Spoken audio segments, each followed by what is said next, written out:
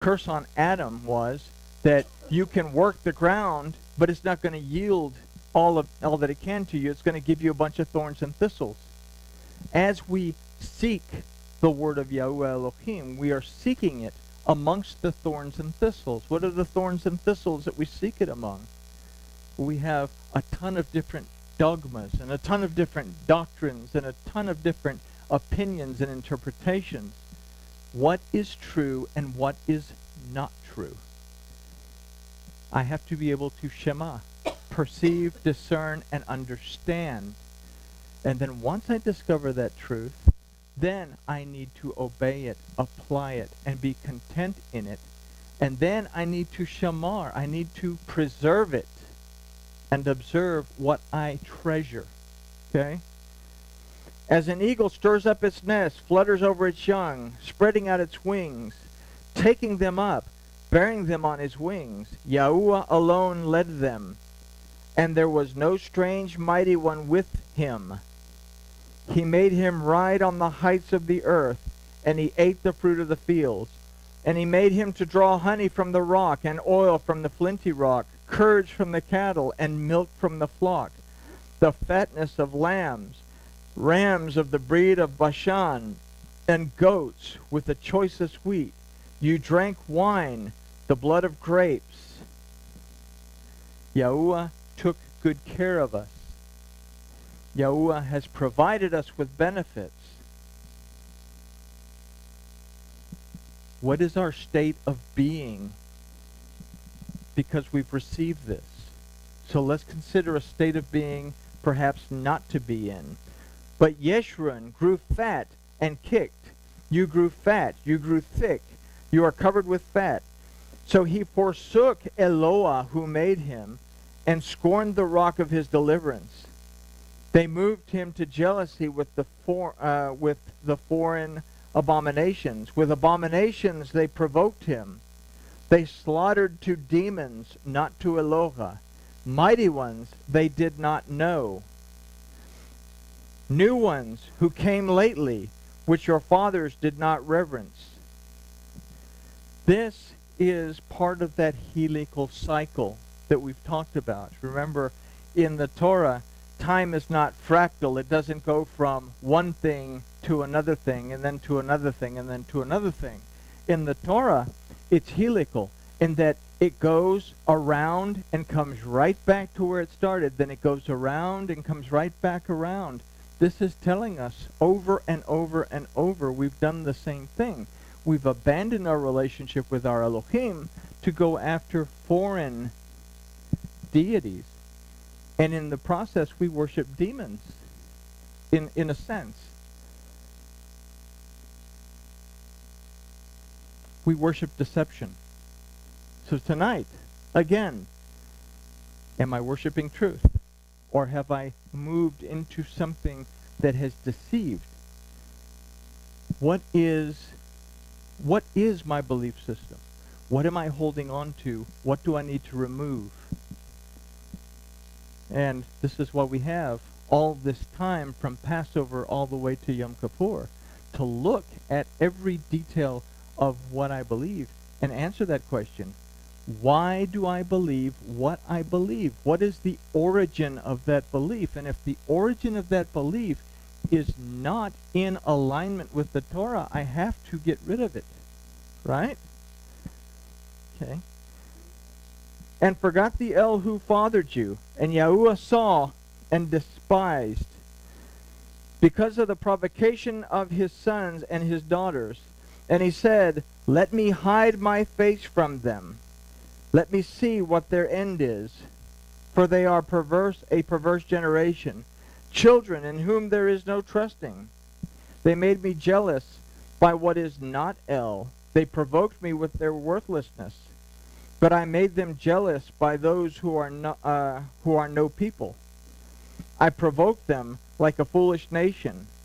For fire was kindled in my wrath, and burns to the bottom of Sheol, and consumes the earth and its increase, and lights on fire the foundations of the mountains. I will gather evils upon them. I will use my arrows upon them. Now there's an interesting phrase. If you have read the book of Yesher, it says that when the people were building the Tower of Babel, when they got close enough to the heavens, they wanted to war against Elohim, and they were actually firing their arrows up towards Elohim. But here it says, I used my arrows upon them. Okay? That I fired deception to try to get away from my Elohim, because I'm all that in 2 bags of potato chips, when the reality is I'm not. What is the importance of tonight? It is not to afflict my soul, it's to be occupied with humbling myself so that I can see where I am, so that I can respond and answer to my Elohim. What is my testimony before my Elohim? Am I climbing up the Tower of Babel to shoot arrows into the sky only to receive the arrows of my Elohim shot back at me? Wasted by scarcity of food and consumed by heat and bitter destruction, and the teeth of beasts I sent upon them, with the poison of serpents of the dust. The poison of serpents of the dust. We've discussed the letter Tet a number of times.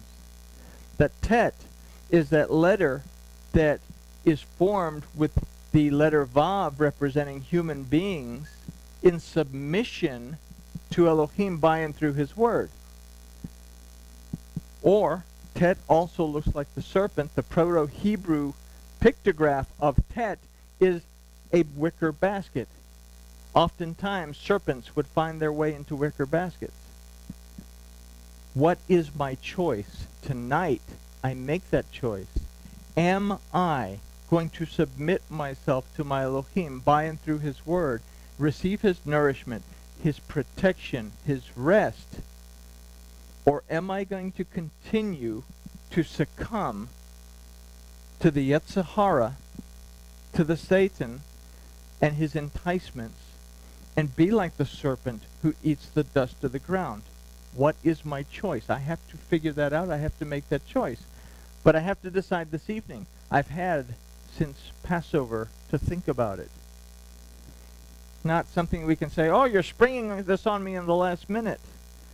You know, we've had a whole lot of time between Passover and now. Okay? The sword bereaves from the outside any fear from in, both young man and maiden, nursing child with the man of gray hairs. I said I should blow them away. I should make the remembrance of them to cease from among men, if I did not fear the enemy's taunt, lest their adversaries misunderstood, lest they say, our hand is high, and Yahuwah has not done all this. What is the third commandment? It says, you shall not bring the name of Yahuwah your Elohim to nothing. Have I dismissed the name of my Elohim, and have I placed another deity in his place? Have I violated the first 3 commandments within my belief system? Well, again, I've had since Passover to figure it out. Nothing new. This is a song that is sung by the remnant because they're aware.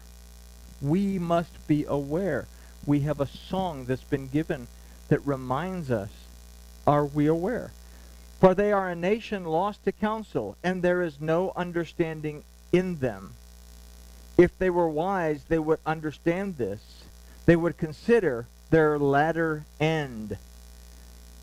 The last Yom Kippur of, the last Yom Kippur of the last Jubilee is the end of the line. Yahusha told the Samaritan woman, you worship what you don't know. Says, well, you can't draw water, Mr. Yahusha. You don't have anything to draw water with. That if you knew what kind of water I had, you'd want it. Well, you don't have anything to draw from. This well was dug by our father Yaakov, and he drank from it, and his sons drank from it, and his cattle drank from it. So obviously it has to be right. It says you worship what you don't understand. The Samaritans had taken the Torah and had basically manipulated it to their own type of worship. Yaakov, our father was Yaakov, and he dug this well.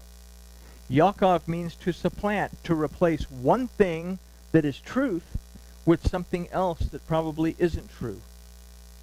And Yaakov drank from this well, and his children drank from this well, and his animals drank from this well.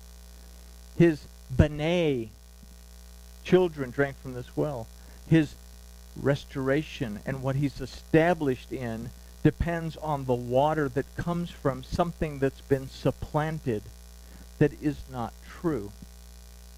Do I have something in my belief system that has supplanted truth? Well, I don't know. I haven't had enough time in this one little night. Again, we've had since Passover to figure it out, right? We have a song that's going to tell us everything we need to know. Okay? For they are a nation lost to counsel. There's no understanding in them. If they were wise, they would understand this. They would consider their latter end. How would one chase 1,000 and two put 10,000 to flight unless their rock had sold them and Yahuwah had given them up? For their rock is not like our rock. Even our enemies are judges. Okay? So how do we chase 1,000 and put 10,000 to flight? How do we chase Yahuwah Elohim, the Aleph? How do we chase 10,000? How do we chase the power and the truth of Yahuwah Elohim? Can we put that to flight? Can we betray that? Have I betrayed the word and my Elohim? Their vine is the vine of Sodom and the fields of Amorah. In our modern day language, it's Gomorrah.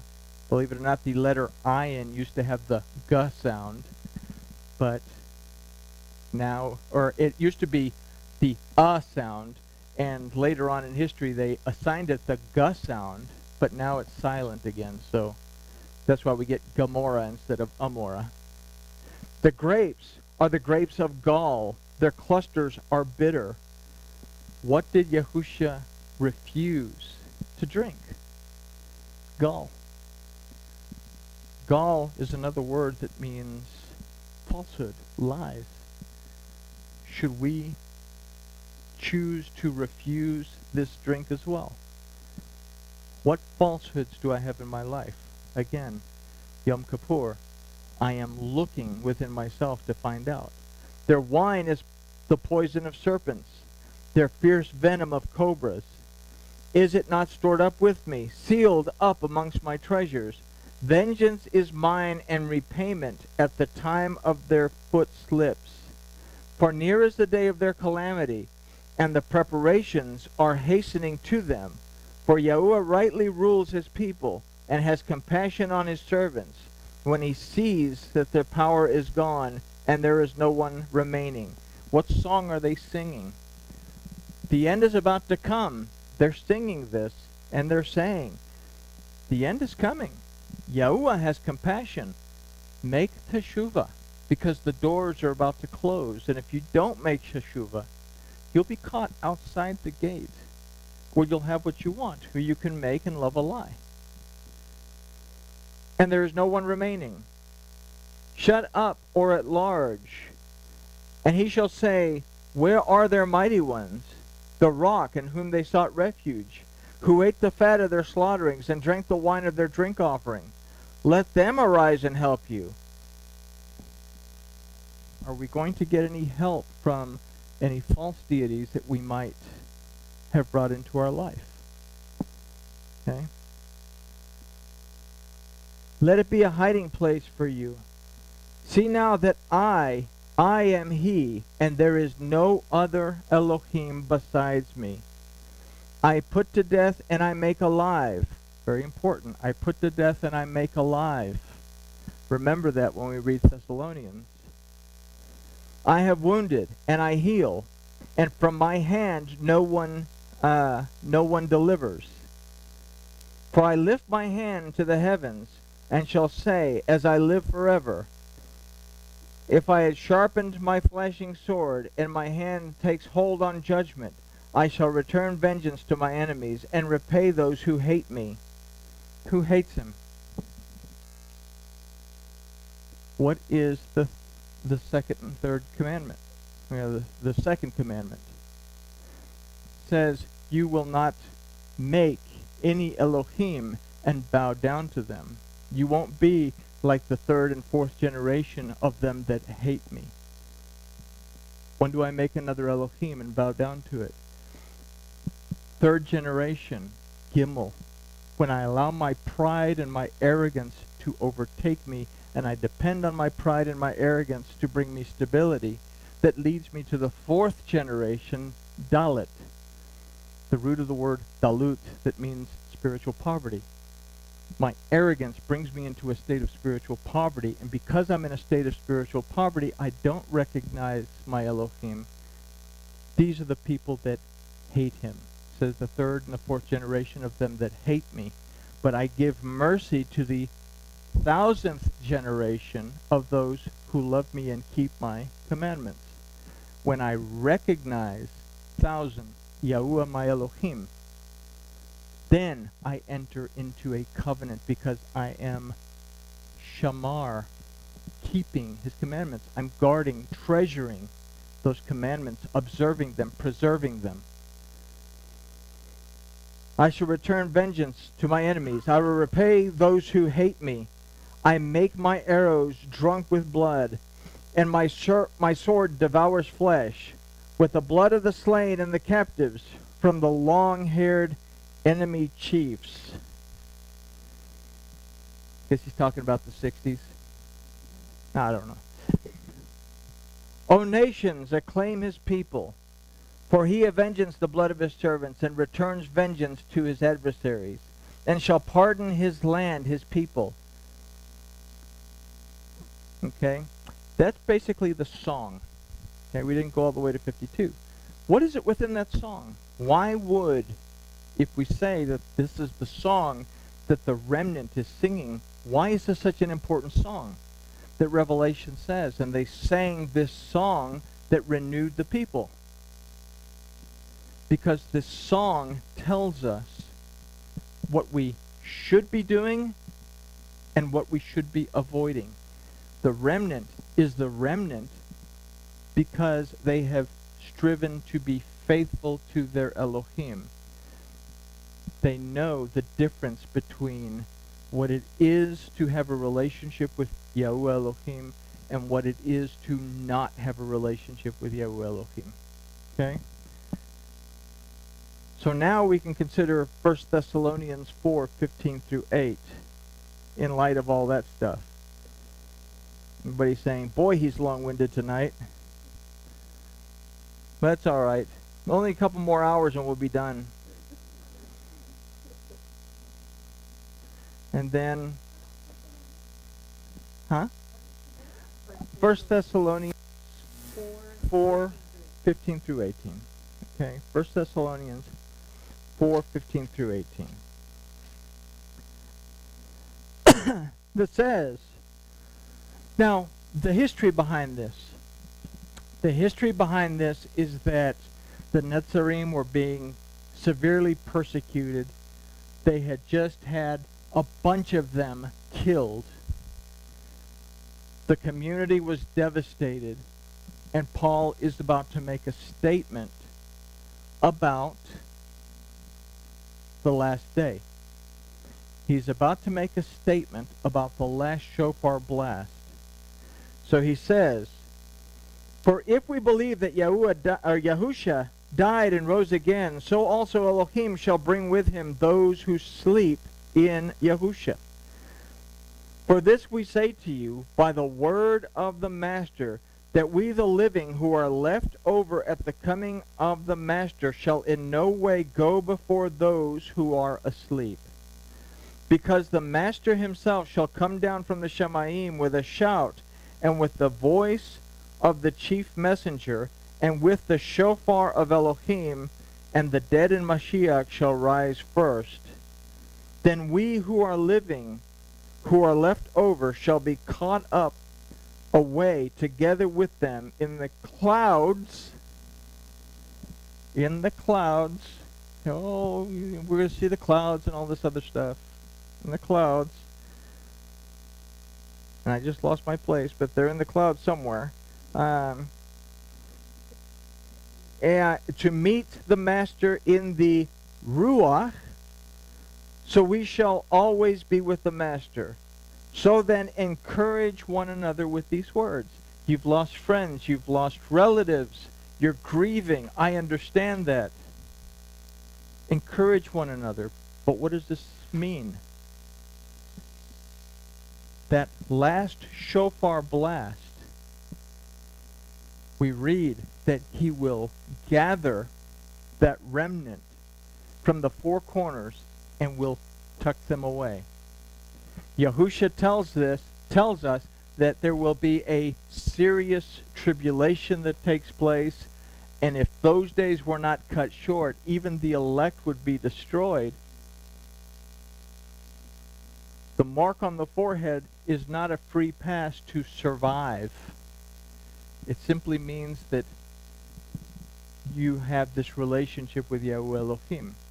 You may very well be put to death within that tribulation period. But be encouraged, because it says that those who have died in Mashiach will be raised first. Then everyone else will go. Why is that important? Are dead people in Mashiach the only ones that are buried in the ground, or is there another type of dead person in Mashiach? Can I have a form of reverence but deny the power of it? Can I have a type of relationship with my Elohim and still be spiritually dead where I need a renewal? Who's going to renew me if I'm spiritually dead? There has to be someone who is willing to minister to me. Those who are left alive don't go because they have to minister to those who are dead in Mashiach. It is not Yahuwah's desire that anyone should perish. Because once the gate's closed, the gate's closed. You're either inside or you're outside.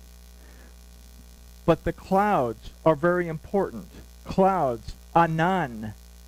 It means in covering, in secret, covertly to appear.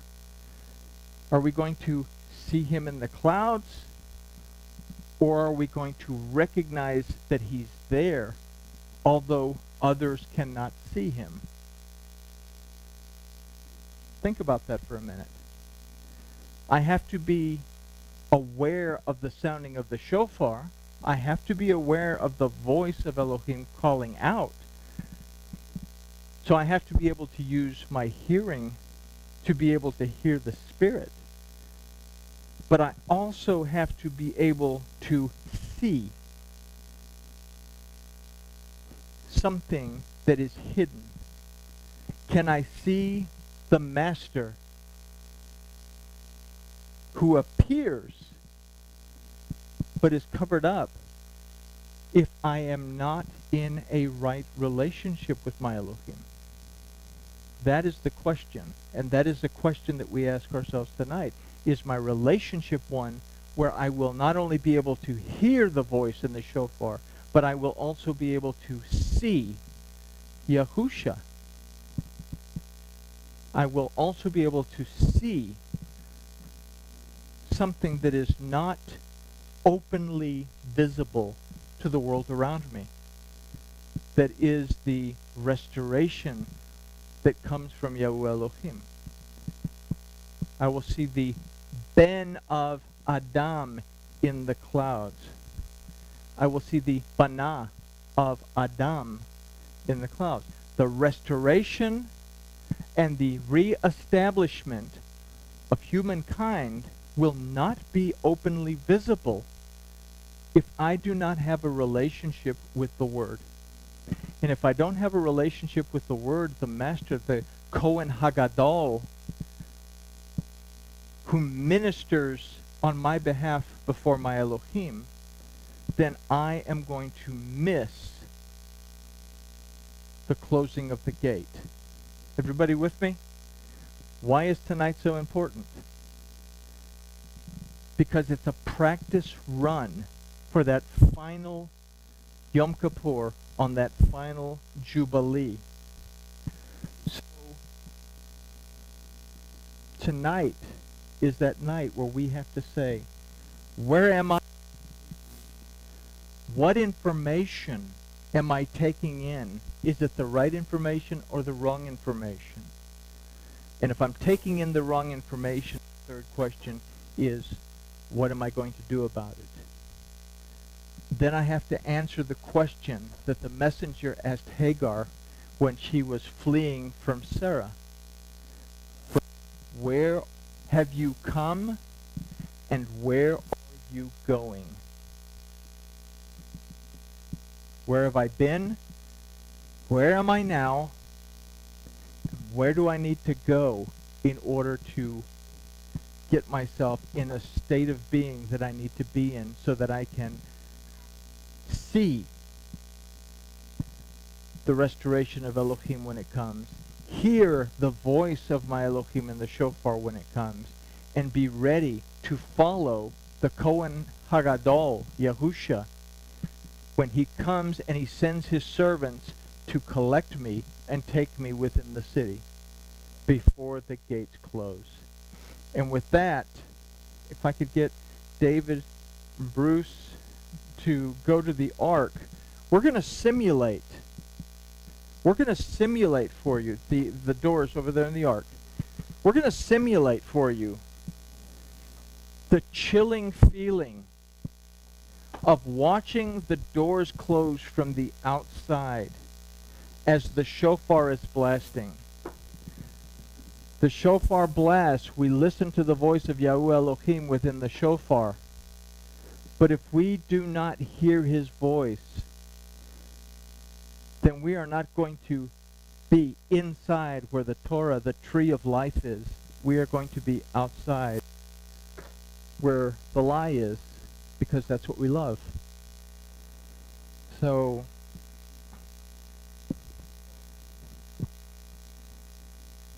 here we go.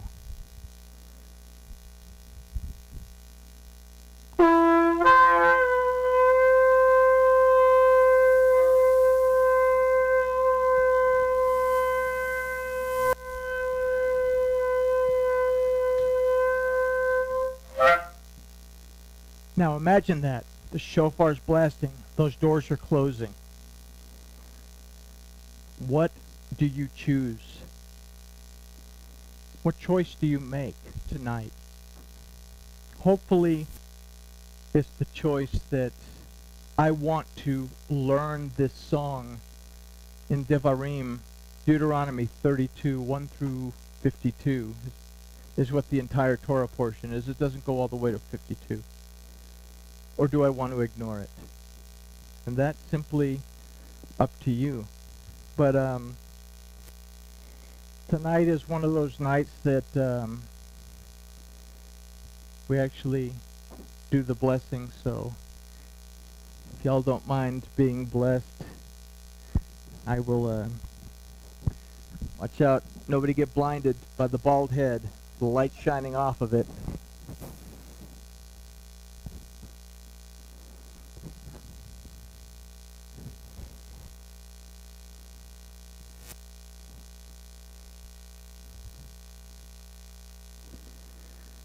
Yavarechacha Yahuwah vayishmarecha. Yaor Yahuwah panav elecha vichunecha. Yisa Yahuwah panav elecha vayasem lecha shalom. May Yahuwah bless you and keep you. May Yahuwah's light shine upon you, and may he lift your countenance as he lifts his face towards you. May Yahuwah, in all aspects of your life, at every moment of your life, bring you peace. B'Hashem Yahusha Meshichenu, in the name of Yahusha,